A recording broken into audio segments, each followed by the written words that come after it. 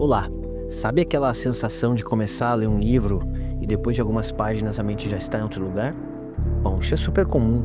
Relacionar-se com essa dificuldade é parte essencial da jornada para se tornar um leitor sério. Mergulhemos nessa ideia. Ao sentar para ler, logo vem a distração, o sono, a vontade de fazer qualquer outra coisa. Ler é, além de todos os outros benefícios, um treino cotidiano de concentração. Da maneira como abordamos a leitura no nosso livro e curso, ela não é uma atividade de relaxamento, é essencialmente um processo ativo. E a renovação que ela produzirá ocorrerá na proporção em que conquistarmos essa concentração. E com isso, teremos que aprender a lidar com o desconforto.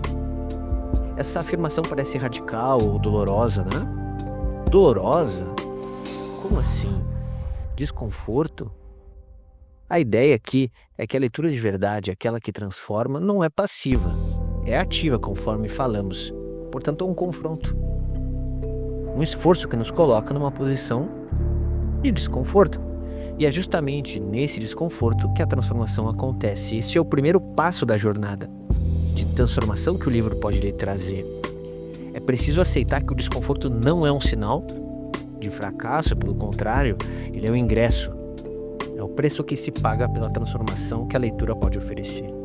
Pensa só, a leitura séria provoca mudanças físicas mesmo, plásticas no nosso cérebro, é como se fosse uma musculação para a mente. Quando estamos ali, lutando para entender uma ideia complexa ou para manter a própria concentração, estamos literalmente construindo novas vias neurais. Os benefícios são permanentes. Mas antes vem esse desconforto temporário. Outra chave é não fugir dele. Ok, depois de aceitar o desconforto, a gente encontra o primeiro obstáculo, que é essa sensação de fadiga. E é aqui que a maioria das pessoas desiste. Como diz o escritor francês do início do século XX, Horace Payot, essa sensação de fadiga é, na maioria das vezes, uma pequena ilusão, é uma sensação que todo mundo conhece. Mas se você continua a ler, de repente, logo vai bater esse cansaço avassalador, mas o que nós argumentamos é que a pessoa com menos força de vontade, a pessoa que não é uma leitura séria, aceita esse sinal imediatamente. Já o leitor corajoso não. Ele desconfia que por detrás dessa primeira barreira sempre há algo mais. E a metáfora que Payot usa das camadas impermeáveis é brilhante para explicar isso, porque a nossa energia não está toda na superfície. Existem reservas que são profundas, e só que elas estão presas debaixo dessas camadas impermeáveis que ele chama de hábitos indolentes. Ou seja, a nossa própria preguiça, os nossos padrões antigos criam uma barreira que nos impede de destinar essa energia toda, de acessar essa energia. Então, como que se fura essa barreira, essa camada impermeável, né? Como que de uma fonte de petróleo que está ali escondida? Bom, primeiro você sente essa fadiga, normal. Depois, este é o passo crucial, você exerce o ato de vontade. Por isso, ele explica isso no livro da Educação da Vontade. É uma escolha consciente de continuar. É esse ato que rompe a camada da preguiça e de repente dá acesso àquelas reservas profundas. A sensação de poder que vem disso é indescritível, é empírica. Fica claro então que essa batalha pela energia não é contra o livro nem contra o tempo, é uma batalha interna. Para vencer, a gente precisa identificar claramente quem são os adversários. Eles não estão do lado de fora, eles estão aqui dentro. Aqui há uma distinção fundamental. Uma coisa é a limitação, outra o limite. A limitação é uma barreira que a nossa própria fraqueza, a nossa própria preguiça criaram. Elas podem ser superadas. Já os limites são a nossa fronteira real, ponto onde de verdade não dá para ir além, porque ninguém deve ficar lendo horas a fio. O problema é que raramente chegamos perto desses limites, porque as nossas limitações autoimpostas nos param muito antes. Horace Payot traz como um desses principais inimigos a preguiça, que ele descreve sem rodeios como uma forma de covardia. Ele também chama de procrastinação. a pseudo-leitura, aquele ato de só passar os olhos pelas páginas, mas sem se envolver de verdade. Esses são os verdadeiros ladrões da nossa energia intelectual.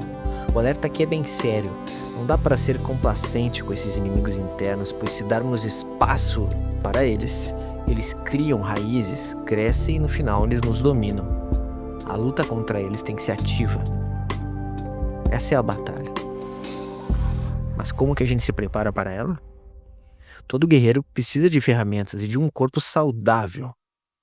Afinal, a mente não funciona no vácuo. Essa ideia clássica é mais relevante do que nunca. Mens sana e corpore sano. Mente sã em corpo são. Os romanos já sabiam. Os gregos já sabiam. Os nossos desafios intelectuais precisam de um suporte físico. E uma mente afiada precisa de um corpo saudável como base. Isso se traduz em práticas bem concretas. Exercício físico regular para ter bons níveis de energia, capacidade cardiorrespiratória, boa alimentação nas horas adequadas e com os bons contrarritmos, ou seja, os momentos em que conscientemente nos renovamos. Se passou muito tempo numa atividade intelectual, por exemplo, eu posso mudar para uma atividade física, eu posso limpar a casa e retornar à minha leitura. Isso é inteligência, não teimosia. E assim eu posso voltar à leitura com energia renovada.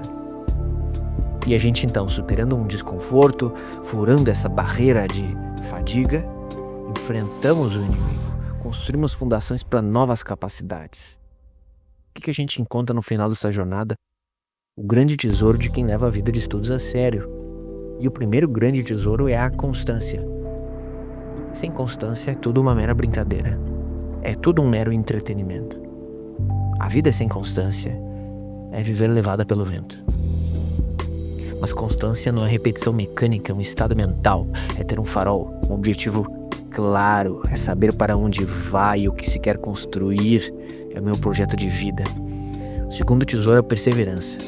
Pois se a constância é o farol, a perseverança é esse ato diário de construir a estrada até ele, tijolo por tijolo. É a prática diária e tenaz que transforma o potencial em realidade. Mortimer Adler, em seu Como Ler Livros, diz que uma das maneiras de se manter ativo nessa prática da leitura é fazer perguntas ao livro, transformando a leitura num diálogo. Primeiro, sobre o que é o livro. Segundo, o que ele está dizendo em detalhes. E terceiro, os argumentos são verdadeiros? E ainda, por último, o que se pode extrair disso tudo? Um leitor sério não só faz essas perguntas, como também as responde. Isso nos leva a uma sabedoria que é um antigo paradoxo. Apresse-se lentamente. Pois no mundo do conhecimento a direção certa vale muito mais do que a velocidade. Não se trata de devorar livros, mas de permitir que as ideias amadureçam. É impossível ordenar o pensamento com a pressa nos calcanhares, e assim a gente termina com uma pergunta para reflexão. Ao aceitar o desconforto e praticar a perseverança, não se está apenas lendo livros, está se construindo algo internamente. A questão não é apenas que livro será lido, mas que tesouro, que transformação me aguarda no final dessa jornada.